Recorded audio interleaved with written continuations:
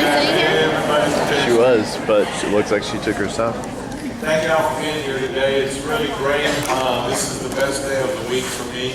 I always look forward to Wednesdays because I get to be with the best teenagers in the nation. Love you guys.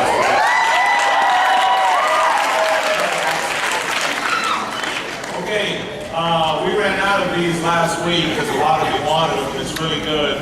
I really encourage you guys, after you finish, there's going to be some adults that are ready to help you, or just to talk with you with small group questions. Today I'm going to talk a lot about loneliness, and I will tell you there's a lot of you here today, you'll never admit it. You'll never tell anybody. You can be lonely in a crowd. I talked to one person today, an adult today, that told me, I have 8 brothers and sisters, and I was lonely in my house the entire time. Even though I was surrounded by a lot of siblings, I still had a lot of loneliness issues.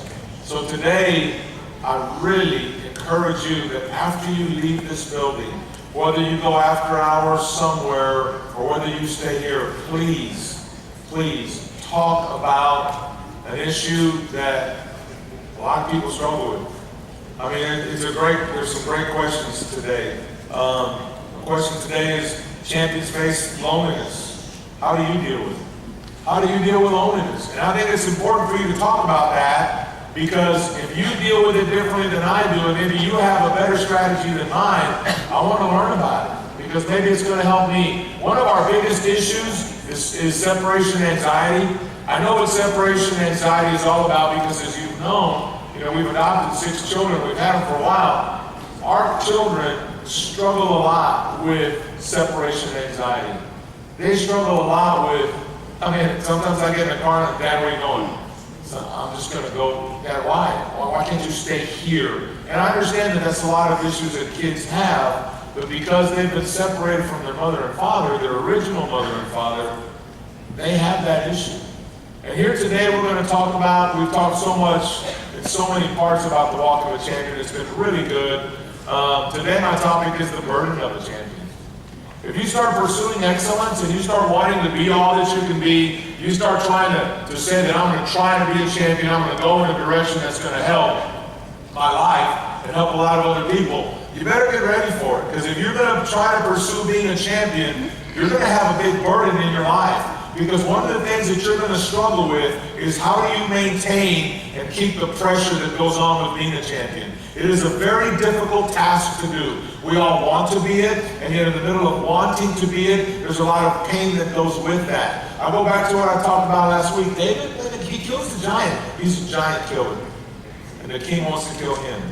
Remember, we learned this last week. One of the biggest issues for David was he goes out and he kills the giant, and 2 times the king wants to pin him against the wall with a spear. There's nothing wrong. He does everything right. And I'm going to challenge you with this, and I want you to understand. Sometimes, remember we talked about 4 emotions. 3 of them are negative and 1 of them is positive. Happy. Very few people are happy in this world. Most of us are angry. Most of us are sad. And most of us are scared. When you start pursuing the life of a champion, if you don't watch it, people are going to start attacking you. And when they start attacking you, those 3 negative emotions, they really multiply, and they really take you in a very bad situation. But I've dealt with that. I've dealt with loneliness in the middle of victory. I've dealt with loneliness in the middle of love. I've dealt with loneliness in the middle of a wonderful family. I've dealt with loneliness in the middle of a wonderful church. I've dealt with loneliness, even though I know Jesus Christ is my Lord and Savior. So I know if I've dealt with loneliness, I know you have too. And I know you've dealt with the pressure of trying to maintain and sustain something that you know that you can't. All of you struggle, not all of you, but most of you struggle here with perfectionism. You make an A, you make an A, you make an A, and all of a sudden your mom and dad expect you. See, you can make an A. I've seen the A's. Why can't you keep the A? And all of a sudden it's like, man, now I've got to keep that? That is a very difficult task. Okay, you won by 15. So now I get you win by 20. And every time you do something good, people try to create consistency in your life. And I gotta tell you, the pressure is tough. The pressure to be a champion is a very difficult task.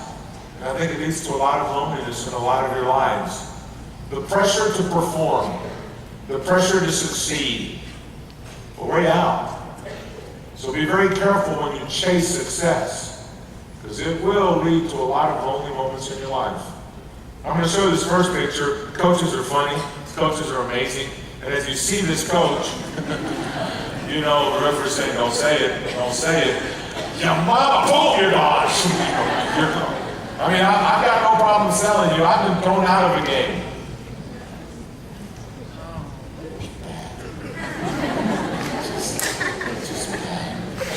I told an official, can you give me a technical foul for what I think? He said, no, I think you stink. I mean, he said, I told you what I thought. It's an amazing thing. We all have this point. We all have a point in a moment where we say something and we don't want to say it. We know we're not supposed to say it, and we say it and we go, where did that come from? And it makes you say stupid things and do stupid things. And when that happens, you've got to get ready and understand. Sometimes the reason why we do those things is because we're not sharp. We're not on focus. What makes us lose our focus? Truth number one that I want to share with you today is this. When champions take it personal, they lose their focus. What do I mean by that? You can't take defeat personally. I'd love for you to take out your cell phone and like I said many times, put that in your notebook and shoot it to someone. You can't take being a champion personal. People expect you to win all the time. People expect you to be successful. People expect you to be a giant killer. Here David was a giant killer. He's killed a giant, and now they expect it all the time. What did we learn last week? The Bible said that David was successful in everything that he did. Every time he did something, he won. He was undefeated. He was perfect. Every time he would walk into the battle, everyone would go, good, David's here. Now that David's here, we're going to win. And after a while, that starts wearing on you and wearing on you. Remember the question that David asked when he saw Goliath? He asked the championship question. He asked the question, what does anyone get for killing that dude? I want to know, what do you get him? Any one of you thought about killing him? None of you have thought about killing him? All of you are afraid that he's going to kill you? What do you get if you kill him? No one thought of killing Goliath. I said that 2 weeks ago. Everyone thought that Goliath would kill them. So he had the question of a champion. Well, now, the king has tried to kill him, and now he's wondering what's going to happen. I want you to look at 1 Samuel chapter 20, verse 1, and listen to the question that he asks. David finally fled from Goliath and Raham, and he found Jonathan. What have I done? Now watch this. Before you get any further, what have I done? That is not the question of a champion. That is the question of a victim. What have I done? Have I done anything wrong? I haven't done anything wrong. What have I done? What's wrong with me? When you start asking the question of what's wrong with me, why is it me? Why isn't it them? Why am I the one that's in trouble? Your next point is this: it's not fair. It's not right. Why does she get privileges and I don't? Why does she get that and I don't? When you start asking those type of questions, you get away from the mind of a champion and you start becoming a victim. Watch what else he asks. What have I done? He explained. What is my crime? How have I offended your father that he's so determined to kill me? Now, I understand you would say, Coach, you mean you wouldn't take it personal if someone tried to kill you? Yeah, I guess so. But I want you to hear this. This isn't the same guy. Because all of a sudden, he's had drama in his life. All of a sudden, he's had change in his life.